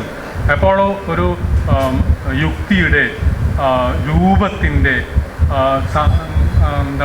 മെച്യൂരിറ്റിയുടെ, അതുപോലെ തന്നെ മിതത്വത്തിൻ്റെ ഒക്കെ ഒരു ദൈവമാണ് എപ്പോളോ എങ്കിൽ ഇതിൻ്റെ ഓപ്പോസിറ്റായ എല്ലാ സവിശേഷതകളുടെയും ഒരു ബിംബമാണ്, രൂപമാണ് ഡയോണൈസസ് എന്ന. നൃത്തത്തിൻ്റെ, സംഗീതത്തിൻ്റെ, ഉന്മാദത്തിൻ്റെ ഒക്കെ ഗോഡാണ് ഡയോണൈസസ്. നീച്ച ഒരു ഡയോണീസിയൻ എന്നാണ് പറയുന്നത്. നീച്ചെ അദ്ദേഹത്തിൻ്റെ കൃതിയിൽ ഏറ്റവും വലിയ വില്ലനായി കാണുന്ന ഒരു ഫിലോസഫർ എന്ന് പറയുന്നത് സോക്രട്ടീസാണ്. സോക്രട്ടീസിൻ്റെ വരവോടുകൂടിയാണ് ഈ ലോകം ഇങ്ങനെ ആയെന്നാണ്. കാരണം യുക്തിചിന്തയുടെ ഓവർ ഡോമിനൻസോട് കൂടിയാണ്, അതിൻ്റെ ഡോമിനേഷനോട് കൂടിയാണ് ഡയോണീഷ്യൻ സ്പിരിറ്റ് ഇല്ലാതാവുകയും യുക്തി മാത്രമാണ് എല്ലാറ്റിനെയും അളക്കുന്ന ഒരു മാനദണ്ഡമായി മാറുകയും ചെയ്തത് എന്നാണ് നീച്ചെ പറയുന്നത്. അപ്പം നീച്ചയെ സംബന്ധിച്ചിടത്തോളം ഒരു നോൺ സോക്രാറ്റിക് ആയിട്ടുള്ള ഒരു സെൻസിബിലിറ്റി, ഒരു മാതൃകയാണ് അദ്ദേഹം കാണുന്നത്. ഒരു ഡയോണീഷ്യൻ ബ്യൂട്ടി, ഒരു ഡയോണീഷ്യൻ ഈസ്തറ്റിക്സ് ആണ് അദ്ദേഹം രാഷ്ട്രീയത്തിലും കാണുന്നത്. അതാണ് അദ്ദേഹത്തിൻ്റെ ഒരു സൂപ്പർ ഓവർമാൻ. ഇത് നീച്ച പറയുന്നത്, in the modern world Dionysus is being sidelined under the influence of Socratic rationality. അതുപോലെ തന്നെ Dionysian stands outside rationality. We lose the deepest and richest aspects of our nature if we reject the Dionysian forces within us.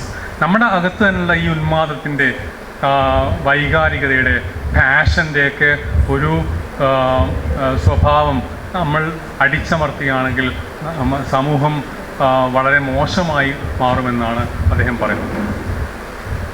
അപ്പം നീച്ചയെ സംബന്ധിച്ചിടത്തോളം it is only, നീച്ചയുടെ ഒരു കൊട്ടേഷനാണ് ഇതിൽ കൊടുത്തിരിക്കുന്നത്, it is only as an aesthetic phenomenon that existence and the world are eternally justified.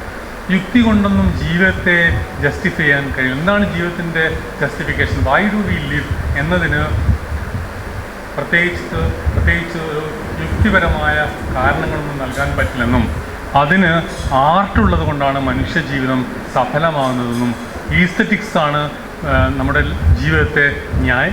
ജീവിതത്തിൻ്റെ തുടർച്ചയ്ക്ക് ന്യായീകരണമെന്നും ആണ് നീച്ചെ പറയുന്നത്. Nietzsche ഒരു ഈസ്തിറ്റായിരുന്നു. അപ്പോൾ നീച്ചയെ സംബന്ധിച്ചിടത്തോളം ആർട്ടില്ലാത്തൊരു ലൈഫ് എന്ന് പറയുന്നത് മീനിങ്ലെസ് ആണ്. അപ്പോൾ രാഷ്ട്രീയം പോലും ഈസ്തറ്റിക് സ്വഭാവമുള്ളതായിരിക്കണം എന്നാണ്. Life finds meaning according to Nietzsche only in art. നമ്മൾ ടൊട്ടാലിറ്റേറിയൻ പാരഡൈസുകളെ കുറിച്ചൊക്കെ കണ്ടാണ് ഓരോ, അപ്പോൾ മാർക്സിലെ ഉദാഹരണം എടുക്കാം. മാർക്സിൻ്റെ ആദ്യകാല കൃതികളിൽ മാർക്സ് സ്വപ്നം കണ്ടതൊരു ഡീ ആലിനേറ്റഡ് സൊസൈറ്റിയായിരുന്നു. ഈ ആലിനേഷൻ എന്ന് പറയുന്ന സിദ്ധാന്തം, സങ്കല്പം മാർക്സ് ഹെഗലിൽ നിന്നാണ് ബോറോ ചെയ്യുന്നത്. ഹെഗലാണത് ഉപയോഗിച്ചത്. വളരെ വിശദമായിട്ട് പറയേണ്ട ആവശ്യമില്ല. അതായത് മനുഷ്യൻ അവൻ്റെ പ്രവൃത്തിയിൽ നിന്നും അല്ലെങ്കിൽ അവളുടെ പ്രവൃത്തിയിൽ നിന്നും സമൂഹത്തിൽ നിന്ന് തന്നെയും മനുഷ്യൻ പ്രകൃതിയിൽ നിന്നുമൊക്കെ ഈ ബൂർഷ്വാ മോഡ് ഓഫ് പ്രൊഡക്ഷൻ വന്നതോടുകൂടി, ക്യാപിറ്റലിസം വന്നതോടുകൂടി അന്യവൽക്കരിക്കപ്പെട്ടു. ഈ അന്യവൽക്കരണത്തെ ഇല്ലാതാക്കി മനുഷ്യനെ വീണ്ടും സമൂഹത്തിലേക്ക് റീഇൻറ്റഗ്രേറ്റ് ചെയ്യുക, ശിഥിലീകരിക്കപ്പെട്ട സമൂഹത്തിൻ്റെ ശിഥിലീകരണം ഇല്ലാതാക്കുക, ഇതൊക്കെയായിരുന്നു മാർക്സ് കണ്ട സ്വപ്നങ്ങൾ. മാർക്സിനെ സംബന്ധിച്ചിടത്തോളം കല, തത്വചിന്ത, ധാർമ്മികത എന്നൊക്കെ മനുഷ്യൻ്റെ ആത്മീയ പ്രവൃത്തികളുടെ അന്യവൽക്കരിക്കപ്പെട്ട ഉൽപ്പന്നങ്ങളാണ്. മാർക്സിനെ സംബന്ധിച്ചിടത്തോളം കമോഡിറ്റി, ചരക്ക്, പണം, ക്യാഷ്, ഇതൊക്കെ മനുഷ്യൻ്റെ സാമ്പത്തിക പ്രവർത്തനത്തിൻ്റെ അന്യവൽക്കരിക്കപ്പെട്ട ഉൽപ്പന്നങ്ങളാണ്. മാർക്സിനെ സംബന്ധിച്ചിടത്തോളം സ്റ്റേറ്റ്, ഭരണകൂടം, കോടതി, ജസ്റ്റിസ്, ഇതൊക്കെ മനുഷ്യൻ്റെ അന്യവൽക്കരിക്കപ്പെട്ട സാമൂഹ്യ ജീവിതത്തിന്, സാമൂഹ്യ പ്രവർത്തനത്തിൻ്റെ ഉൽപ്പന്നമായിരുന്നു. ഇതൊക്കെ ഇല്ലാതാവുന്ന ഒരു റീആലിനേറ്റഡ് അല്ലെങ്കിൽ ഡീആലിനേറ്റഡ് സൊസൈറ്റിയാണ് മാർക്സ് സ്വപ്നം കണ്ടത്. മാർക്സിൻ്റെ ഒരു reintegration of man, his return to himself, the suppression of man's alienation ആണ്. മനുഷ്യൻ്റെ അന്യവൽക്കരണത്തെ, സ്വയം അന്യവൽക്കരണത്തെ ഇല്ലാതാക്കി അടിച്ചമർത്തി ഒരു പുതിയ സമൂഹം. The positive abolition of private property മാത്രമല്ല അബോളിഷ് ചെയ്യപ്പെടുന്നത്, ഹ്യൂമൻ സെൽഫ് ആലിനേഷനും കൂടി ഇല്ലാതാവും ഒരു കമ്മ്യൂണിസ്റ്റ് സൊസൈറ്റി. ഒരുപക്ഷെ എല്ലാവർക്കും അറിയാവുന്നൊരു ഉദ്ധരണിയാണ് ജർമ്മൻ ഐഡിയോളജിയിൽ മാർക്സും ഏംഗൽസും കൂടി എഴുതിയ ജർമ്മൻ ഐഡിയോളജിയിൽ മാർക്സ് പറയുകയാണ്, ഒരു സ്വപ്നം കാണുകയാണ്, എന്തായിരിക്കും ഒരു കമ്മ്യൂണിസ്റ്റ് സൊസൈറ്റി എന്നത്. എന്ത് സുന്ദരമായ, ഒരുപക്ഷെ എനിക്ക് ഇത് വായിക്കുമ്പോൾ ഞാനൊക്കെ ഒരു മാർക്സിസ്റ്റ് എന്നൊക്കെ ആഗ്രഹിച്ചു പോകാറുണ്ട്.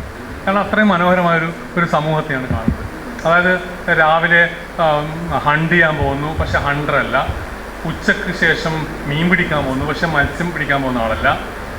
പിന്നെ to hunt in the evening, to fish in the afternoon, rear cattle in the evening, criticise after dinner. അതായത് ഭക്ഷണമൊക്കെ കഴിച്ചതിന് ശേഷം സാഹിത്യ വിമർശനത്തിലൊക്കെ ഏർപ്പെടുന്ന ഒരു സമ്പൂർണ്ണ മനുഷ്യൻ. എന്നാൽ ഒരു പ്രവൃത്തിയിലും അന്യവൽക്കരണമില്ല എന്നാണ്. അപ്പം ഇതാണ് മാർക്സ് കാണുന്ന സ്വപ്നം. ഏതാണ്ട് ഇതിനോട് കമ്പയർ ചെയ്യാൻ പറ്റുന്ന സമൂഹത്തെ തന്നെയാണ് മെയിൻ ക്യാമ്പിൽ ഹിറ്റ്ലറും സ്വപ്നം കാണുന്നത്. ഞാൻ രണ്ടാളെയും ഒരേപോലെ ആണെന്ന് പറയുകയല്ല. അപ്പം ഒരു ഇൻറ്റഗ്രേറ്റഡ്, ഓർഗാനിസിസ്റ്റ്, നോൺ ഫ്രാഗ്മെൻറ്റഡ് സമൂഹത്തെയാണ് മാർക്സിസം സ്വപ്നം കണ്ടത്. വ്യക്തികൾ ശിഥിലീകരിക്കപ്പെടാത്ത, ഭാവിയിൽ ഉണ്ടാകുമെന്ന് മുമ്പുണ്ടായിരുന്ന, എന്നാൽ ഭാവിയിൽ ഉണ്ടാക്കാൻ പറ്റും എന്ന് സ്വപ്നം കാണുന്ന ഒരു സമൂഹം. ഇപ്പോൾ കമ്മ്യൂണിസമായാലും നാസിസമായാലും ഒരു പക്ഷേ ഇസ്ലാമിസമായാലും ഒക്കെ, അതുപോലെ തന്നെ നമ്മുടെ ഹിന്ദുത്വവാദമായാലും ഇവർക്കെല്ലാം പൊതുവായിട്ടുള്ള ഒരു ഒരു ഗുണം എന്നത് അല്ലെങ്കിൽ ഒരു സവിശേഷത എന്നത് ലിബറൽ ജനാധിപത്യത്തിൻ്റെ തകർച്ച എന്നതാണ്. ലിബറൽ ജനാധിപത്യമാണ് ജീർണത കൊണ്ടുവരുന്നത്. അതിന് പകരം ഒരു സമഗ്ര സമൂഹം, ഒരു ടോട്ടൽ സൊസൈറ്റി. ഞാൻ നേരത്തെ പറഞ്ഞു മെയിൻ കംഫിൽ ഒരു കൊട്ടേഷനാണ്. മെയിൻ കംഫിൽ ഹിറ്റ്ലർ വിഭാവന ചെയ്യുന്നത് ഒരു ഫോൾക്കിഷർ ഓർഗാനിസ്മസ് എന്നാണ്. അതായത് ലിബറലിസം പറയുന്ന വെച്ചാൽ ഈ പാർലമെൻ്ററി ഡെമോക്രസി, ലിബറലിസം എന്നിവയൊക്കെ മനുഷ്യ സമൂഹത്തെ ഒരു ഇക്കണോമിക് ഓർഗനൈസേഷനാക്കി മാറ്റിക്കളഞ്ഞു. വെറും സാമ്പത്തിക സ്വഭാവമുള്ള ഒരു സമൂഹമാക്കി മാറ്റിക്കഴിഞ്ഞു. അതിന് പകരം ഉണ്ടാവേണ്ടത് അല്ലെങ്കിൽ പണ്ടുണ്ടായിരുന്നത് ഒരു ഫോക്കിസ്റ്റർ ഓർഗാനിസംസ്. ഫോക്കിഷ് എന്നത് ജർമ്മൻ ലാംഗ്വേജിൽ ഒരു പോപ്പുലിസ്റ്റ് അല്ലെങ്കിൽ റേസിസ്റ്റ് എന്നൊക്കെ പറയാം. ഒരു ബയോളജിക്കൽ ഒരു പ്രയോഗം കൂടിയാണത്. ഒരു പ്രത്യേക റേസിലുള്ള ഒരു ജനത എന്നാണ്, ആ അർത്ഥത്തിലാണ്. അപ്പോൾ ഒരു ഓർഗാനിക് സൊസൈറ്റി, ഒരു ഫോൾക്കിസ്റ്റർ ഓർഗാനിസംസ് എന്നാണ് അദ്ദേഹം കാണുന്നത്. ഉപയോഗിക്കുന്ന വാക്ക് ഡിക്കാഡൻസ് എന്നാണ്. പാർലമെൻറ്റേറിയൻസ്, ഹിറ്റ്ലർ പറയാണ്, the parliamentarian is painted as a figure of decadence, deprived of all integrity and heroism, and it is he who is standing in the way of an ideal and healthy social situation. ഈ രാഷ്ട്രീയക്കാരുണ്ടല്ലോ, നമ്മുടെ പാർലമെൻറ്റിലൊക്കെ പോയിട്ട് അദ്ദേഹം ഉപയോഗിക്കുന്നത് cattle market എന്നാണ്. ഒരു കന്നുകാലി ചന്തയായിരിക്കുന്ന ഈ പാർലമെൻറ്റിലെ രാഷ്ട്രീയക്കാരനാണ് മനുഷ്യ സമൂഹത്തിൻ്റെ, ആരോഗ്യകരമായ സമൂഹത്തിൻ്റെ വഴിമുടക്കികളായിട്ട് നിൽക്കുന്നത്. അപ്പം ഞാൻ കൺക്ലൂഡ് ചെയ്യാം. ലിബറലിസം എന്നത് ഈ രണ്ട് സമഗ്രാധിപത്യ പ്രത്യയശാസ്ത്രങ്ങൾ, രണ്ടല്ല മൂന്നാമത് ഇപ്പം ഞാൻ പറഞ്ഞു ഇസ്ലാമിസം. ഈ മൂന്ന് സമഗ്രാധിപത്യ പ്രത്യയശാസ്ത്രങ്ങളും എന്താണോ തകരാൻ ആഗ്രഹിച്ചത് അതാണ് ലിബറലിസം. 20-ാം നൂറ്റാണ്ടിൽ വളരെ ഇന്ന് നമുക്ക് 21-ാം നൂറ്റാണ്ടിൽ വളരെ ലോകം മുഴുവൻ അംഗീകരിച്ചൊരു രാഷ്ട്രീയ വ്യവസ്ഥയാണ് ലിബറലിസം എന്നത്. നമ്മുടെ രാജ്യത്തൊക്കെ സ്ഥിതി എടുത്തു കഴിഞ്ഞാൽ സാധാരണഗതിയിൽ ലിബറലിസം എന്ന് പറയുന്നത് ഏത് രാജ്യത്തിനും ഒരു ജനാധിപത്യ രാജ്യമാവാം. 5 വർഷം കൂടുമ്പോൾ ഇലക്ഷനും അത്യാവശ്യം ഒരു അഭിപ്രായ സ്വാതന്ത്ര്യമൊക്കെ ഉണ്ടെങ്കിൽ ഒരു രാജ്യത്തിന് ജനാധിപത്യ രാജ്യം എന്ന് പറയാം. പക്ഷേ ലിബറൽ ജനാധിപത്യം എന്ന് പറയുന്നത് അതുമാത്രമല്ല. ലിബറൽ ജനാധിപത്യം എന്നത് മനുഷ്യനെ ഭരണകൂടവും സമൂഹവും മതങ്ങളും മറ്റ് സംഘങ്ങളും വ്യക്തിയെ എങ്ങനെയൊക്കെ കോയേഴ്സീവ് പവർ ഉപയോഗിച്ചുകൊണ്ട്, ബലാത്കാരം ഉപയോഗിച്ചുകൊണ്ട് നിയന്ത്രിക്കാൻ ശ്രമിക്കുന്നുവോ ആ നിയന്ത്രണങ്ങളിൽ നിന്നും വ്യക്തിക്ക് സുരക്ഷ നൽകാൻ ആവശ്യമായ ഇൻസ്റ്റിറ്റ്യൂഷൻ സ്ഥാപനങ്ങളെ ഉറപ്പുവരുത്തുന്ന ഒരു സിസ്റ്റമാണ് ലിബറൽ ജനാധിപത്യം എന്ന് പറയുന്നത്. വെറും ജനാധിപത്യമല്ല ലിബറൽ ജനാധിപത്യം. ഇന്ത്യ ഒരു അർത്ഥത്തിൽ ഒരു ലിബറൽ ജനാധിപത്യമാണോ എന്ന് പറഞ്ഞാൽ, ലിബറൽ ജനാധിപത്യത്തിന് ആവശ്യമായ ഒരു കോൺസ്റ്റിറ്റ്യൂഷൻ ലിബറലിസം നമ്മുടെ രാജ്യത്തുണ്ട് എന്ന് സമ്മതിക്കണം. കാരണം ഇന്ത്യയുടെ കോൺസ്റ്റിറ്റ്യൂഷൻ്റെ സ്പിരിറ്റ് എന്നത്, അതിൻ്റെ ഒരു ആഗ്രഹം എന്നത് ലിബറലിസം തന്നെയാണ്. ആ ലിബറലിസം മനുഷ്യൻ്റെ വ്യക്തി സ്വാതന്ത്ര്യത്തെ സംരക്ഷിക്കാൻ ആവശ്യമായ എല്ലാ ഇൻസ്റ്റിറ്റ്യൂഷൻസിനെയും ഉറപ്പുവരുത്തുന്ന ഒരു ഭരണഘടനയാണ് നമുക്കുള്ളത്. പക്ഷേ പ്രയോഗത്തിൽ അത് അങ്ങനെയാണോ എന്ന് നമുക്ക് സംശയിക്കേണ്ടിയിരിക്കുന്നു. ഇപ്പം അടുത്ത കാലത്ത് ജവഹർലാൽ നെഹ്റു യൂണിവേഴ്സിറ്റിയിൽ നടന്ന സംഭവങ്ങളൊക്കെ നോക്കുമ്പോൾ അത്തരം സംശയത്തിന് സാധൂകരണമുണ്ട് എന്ന് നമുക്ക് കരുതാൻ വകയുണ്ട്. ജനാധിപത്യമാണ്, പക്ഷേ ലിബറലിസത്തിലേക്ക്, ശരിയായ ലിബറൽ ജനാധിപത്യത്തിലേക്ക് പോകണമെങ്കിൽ ഇനിയും നമുക്കൊരുപാട് യാത്ര ചെയ്യേണ്ടതുണ്ട് എന്നാണ് എനിക്ക് തോന്നുന്നത്. ഇന്ന് ഒരുപക്ഷെ ലിബറൽ ജനാധിപത്യം ഇന്ത്യയിൽ നേരിടുന്ന ഏറ്റവും വലിയ പ്രശ്നമെന്നത് ഈ പറഞ്ഞ അസഹിഷ്ണുതയാണ്. ഇന്ത്യയിലെ ലിബറൽ ജനാധിപത്യം ഉണ്ടെങ്കിൽ അത് നേരിടുന്ന ഒരു വലിയ പ്രശ്നം. ഈ അസഹിഷ്ണുത എന്നത് മതത്തിൻ്റെ പേരിലാവാം, ദേശസ്നേഹത്തിൻ്റെ പേരിൽ, ഇപ്പം അതാണല്ലോ രാജ്യസ്നേഹത്തിൻ്റെ, പാട്രിയോട്ടിസത്തിൻ്റെ പേരിൽ, രാഷ്ട്രീയ കൂറിൻ്റെ പേരിൽ അതാണ് എൻ്റെ പാർട്ടി, എനിക്ക് കൂറുള്ള പാർട്ടി, മറ്റവരൊക്കെ ശത്രുക്കൾ. ഇതിൻ്റെയൊക്കെ പേരിലുള്ള അസഹിഷ്ണുതയാണ് ഇന്ന് നമ്മുടെ രാജ്യത്തെ ലിബറലിസം നേരിടുന്ന ഏറ്റവും വലിയ പ്രശ്നം. ഇത് ശരിക്കു പറഞ്ഞാൽ ഒരു ലിബറൽ സമൂഹത്തിൽ രാജ്യസ്നേഹമായാലും ഒരു വ്യക്തിയുടെ മതത്തെക്കുറിച്ചുള്ള ചിന്തകളായാലും മതത്തോടുള്ള ലോയൽറ്റി ആയാലും രാഷ്ട്രീയ കൂറായാലും ഒക്കെ ഒരു നിലപാട് മാത്രമാണ്. ലിബറലിസത്തിൽ ഒരു നിലപാട് എന്നതിന് പ്രത്യേക പ്രിവിലേജസ് ഒന്നുമില്ല. എല്ലാ നിലപാടുകളും പോലെ ഈക്വലാണ് ഒരു നിലപാടുന്നത്. ഒരു നിലപാടിന് വേണ്ടി ആയുധമെടുക്കുമ്പോൾ മാത്രമാണ്, അക്രമം നടത്തുമ്പോൾ മാത്രമാണ് ഒരു ലിബറലിസത്തിൽ സ്റ്റേറ്റ് ഇടപെടുന്നത്. Otherwise all attitudes, opinions have equal value in liberalism. ഇന്ന് പലതരം ഗോത്രീയ ചിന്തകളാണ്.